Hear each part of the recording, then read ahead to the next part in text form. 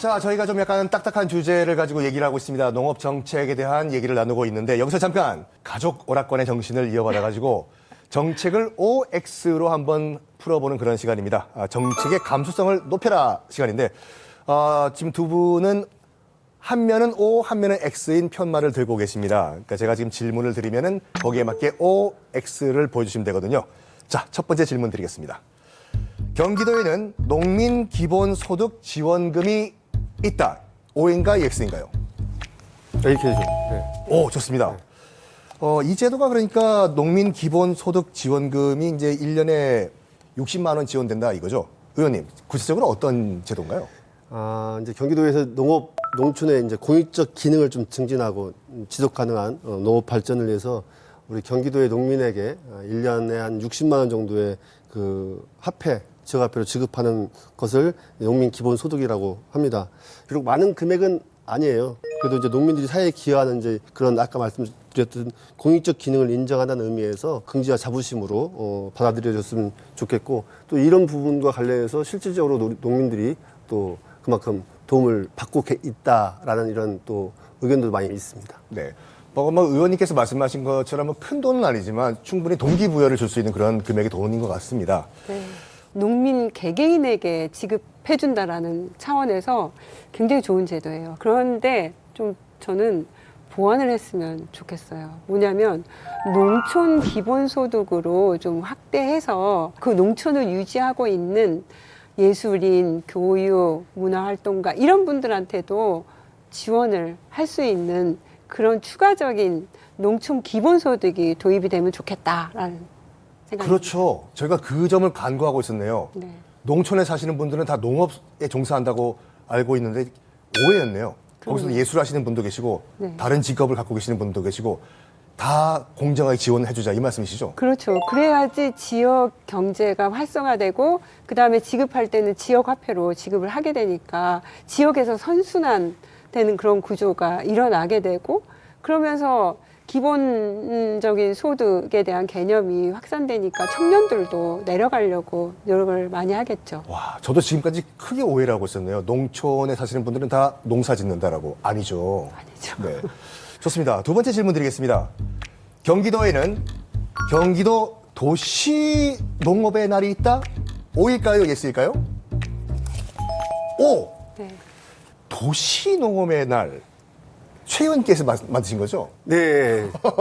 도시민들에게 좀 이렇게 농업에 대한 이해를 좀 높이고 좀 자연 친화적인 도시를 좀 조성하기 위해서 제가 조례를 만들었는데 이게 법률로는 2012년에 법률로 제정이 됐어요. 그 근거에 따라서 이제 매년 4월 11일이 도시농업의 날인데 저 이번에 제가 조례를 개정해서 경기도에도 4월 11일을 경기도 도시농업인의 날로 만들어서 좀 행사도 하고 또 이 도시농업에서 교육도 시키고 또 홍보도 하는 그런 계기를 만들고자 조례를 개정하게 됐습니다. 아니, 근데 그 하필이면 왜 4월 11일로 하셨나요? 의원님 생일이신가? 우리가 농사를 연간으로 볼 때는 4월 달이 가장 이제 모내기 준비도 해야 되고 여러 가지 이제 씨앗도 만들어야 되고 이런 시기예요. 가장 이제 분주한 시기. 네네네. 그래서 4월인 거고 11일은 흑토자. 10일이요. 11. 네. 그래서 11일이죠. 네. 아. 그래서 11일은 네, 농업하고 관련돼 있는 그런 날입니다. 맞습니다. 한자를 알아야 좀 이해가 되는데요. 11일가 흑토자. 저도 꼭 기억을 하겠습니다. 네. 근데 또 저희가 또 짚어야 할 것이 이제 농민들의 그 삶의 질 향상인데 한번 제가 어느 농촌 지역에 가니까 여쭤봤거든요. 필요한 게 뭐가 있으시냐 했더니 그 원하는 게 뭐냐 여쭤봤더니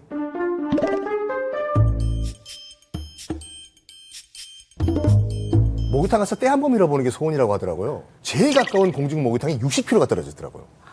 이런 걸 막기 위해 가지고 개선시키기 위해서 최근에 조례안이 상임위에서 통과가 됐죠. 어떤 겁니까? 네, 경기도 농업진흥 및 농어민 등의 삶의 질 향상에 관한 조례인데요. 네.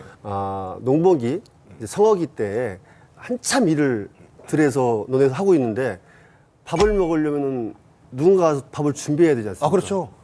어떻게 불합리하잖아요. 일하다가 말다 가서 또 준비하기도 그렇고 또 숫자가 적은 숫자도 아니니까. 이래서 농촌이나 어촌에서 이 농복이 성하기 때는 공동급식을 좀 지원해 줄 수 있는 그러한 내용을 담은 조례를 개정을 했어요. 그러면 이제 마을 복지관 같은 데에다가 일 끝나고 가서 같이 쭉 먹고 또 나와서 같이 일하고 이런 것들을 좀 이렇게 농업인들의 삶의 질 향상에 좀 도움이 되어야겠다라는 생각이 들어서 이 조례를 제가 개정하게 된 거죠.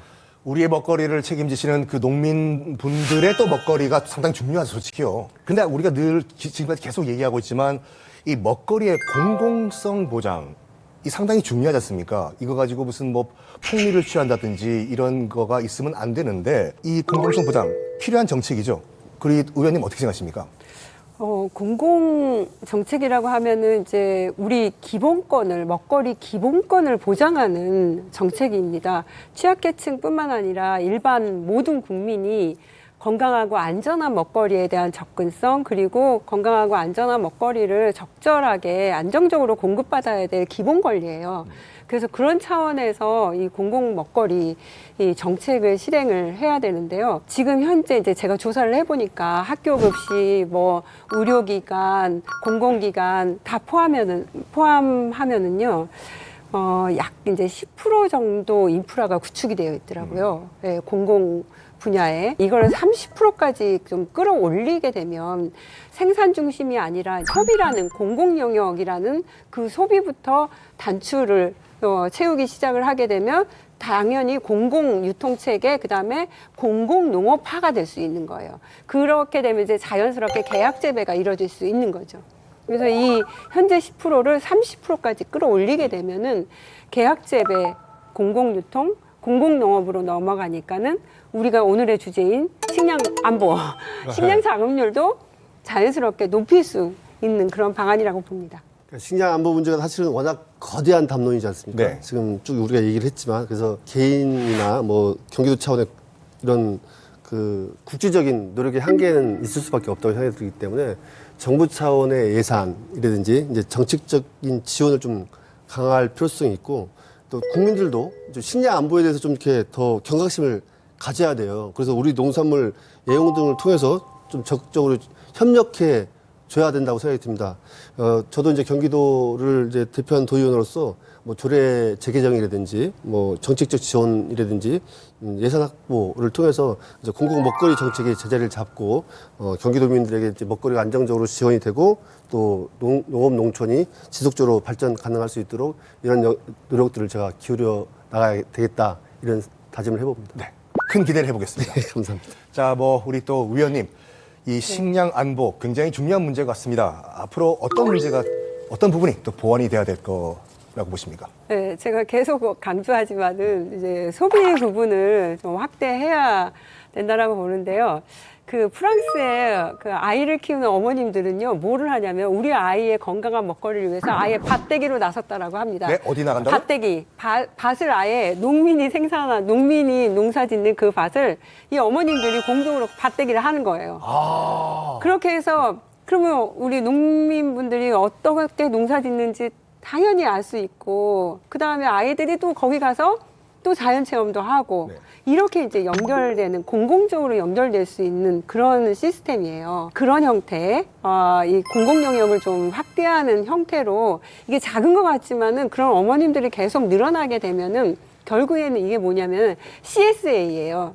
C가 뭐냐면 커뮤니티, S가 지원하는 서포티드, 그 다음에 A는 에그리컬처, 농업. 네. 그러니까 커뮤니티가 지원하는 농업이라는 뜻인 거예요. 그래서 이렇게 CSA를 지원하는 정책을 하게 되면은 기후이기 때문에 농산물 가격 올라가잖아요. 근데 어머님들이 커뮤니티 형성해서 우리가 직접 밭대기 하겠다. 그럼 그걸 정책적으로 지원해 주는 거예요. 일부, 그 금액을 일부. 그러면 어머님은 다 하겠죠. 하죠. 그러니까 네. 뭐라고 할까? 아까 위원님께서 말씀하신 중간에 있는 이 복잡한 유통 구조를 다 간소화하고 직접적으로 도시와 농촌이 이제 만나게 하자 이 취지지 않습니까? 맞습니다. 괜찮네요, 이거요. 네. 뭐 어떻게 보면 담론적인 얘기가 될 수 있는데 의원님, 물론 뭐 전국적으로 우리가 문제를 풀어야 되겠지만 경기 농업이 앞으로 가야 할 방향은 뭐라고 보십니까? 이제 세계적으로 이제 우리 평균 수명이 늘어나고 이제 인구가 증가할 것이라는 게 이제 전문가들의 공통적인 의견이에요. 그래서 네. 아까 말씀드렸듯이 식량 안보가 그래서 중요하다는 얘기인데, 우리 이제 경기도에서 이제 기회 경기 농업을 좀 이렇게 성공적으로 추진하기 위해서는 아까 말씀드렸듯이 청년농에 대한 육성, 이제 미래 농업에 대한 육성을 좀 가져야 될 것 같고, 지금 현재 농사를 짓고 있는 여성농과 이제 고령농의 지속 가능한 영농 활동을 좀 지원해 주는 거. 그래서 이제 농작물 재보험을 확대한다든지 소멸기의 농촌을 이제 기회 농촌으로 좀 지원하는 것. 또 우리 경기미 쌀값 안정화를 통해서 좀 농민 소득을 좀 높여주는 것. 그리고 무엇보다 중요한 거는 우리 경기도 농종 예산이 3%밖에 안 돼요. 3%요? 예. 그래서 33조 규모 예산인데 3%밖에 안 되는데 이 예산 규모도 적어도 5%에서 7%까지의 농종 예산을 확보하는 것이 이 지금의 위기의 상황에서 우리 경기 농업이 좀 풀어나갈 숙제들을 해결할 수 있지 않을까 이런 생각이 듭니다. 네. 예산 확보가 좀 필요해 보이네요. 네. 네. 자, 우리 백 의원님. 자, 경기도 의회 또 경기도 의회 의원님들이 이 프로그램을 다 보고 계시거든요. 마지막으로 이 정책은 꼭 좀 추진해 주십사 하는 게 있다면 어떤 게 있을까요? 네, 주제가 식량 안보니까요. 네. 국내적으로 이 식량 자급률을 높일 수 있는 그런 방안, 그 다음에 해외에서 우리가 조달을 안정적으로 해와야 되잖아요. 그래서 해외 그 안정적인 그 곡물 조달을 확보를 해야 되기 위해서 그 메이저급의 해외 곡물 발굴단 이런 것도 좀 육성을 해야 될 필요성이 있고요. 그 다음에는 이게 남아도는 먹다 남은 이런 식량 낭비되는 게 너무 많아요. 많죠. 네, 그 낭비되는 걸 좀 막을 수 있는 도시 식량 디자인이 필요해요. 도시 식량 디자인을 통해서 이 버려지는 식량을 줄이고 이 식량이 순환될 수 있도록 바이오 에너지화 한다던가, 그리고 이제 도시하고 농촌이 긴밀하게 연결될 수 있는 전체적인 우리나라 국내 식량 디자인까지 해야 된다라고 보고요. 그 다음에 중심, 제가 계속 유통 얘기하는데요. 우리 경기도에 4개의 공영도매시장이 있어요. 수원, 안양, 안산, 구리. 국가의 예산이 들어가는 공영도매시장에 지금 현재 유통체계가 경매제 중심이에요. 대부분. 근데 이거를 직거래 도매라고 할 수 있는 시장 도메인이 있어요. 시장 도메인을 농민이 직접, 농협, 농민, 소비자 이분들이 공공 영역으로 공익성을 확보하기 위해서 공공 출자 법인을 만드는 획기적인 그런 혁신 방안을, 혁신 유통 정책을 한다라고 하면 정말 많이 바뀔 겁니다. 네, 감사합니다.